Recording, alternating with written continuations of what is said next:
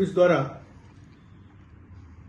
निशा विशेषकर ड्रग विरुद्ध चालू थेवा अभियान जारी रही थी।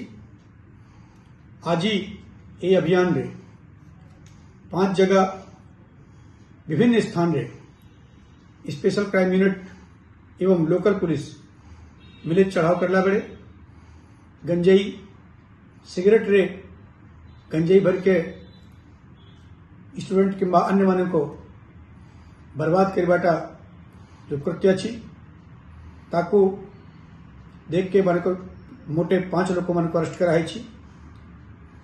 गंजेई एवं गंजेई भर के तैयारी कर सिगरेट इत्यादि जब्त है। अटा 3 थाना अंतर्गत विभिन्न स्थान रे ये चढ़ाव चली छी और ता भीतर हमें स्नाइपर डॉग भी यूटिलाइज करी छो। ये प्रकार अभियान जारी रहिबो। ड्रग माफिया को कमिश्नरेट जुरिडिक्शन एवं टेरिटरी रे पूरा एलिमिनेट करा जीवो, निपात करा जीवो, ताको एटा एरिया छाड़बाक पड़िबो और ताको एटा धंधा छाड़बाक पड़िबो।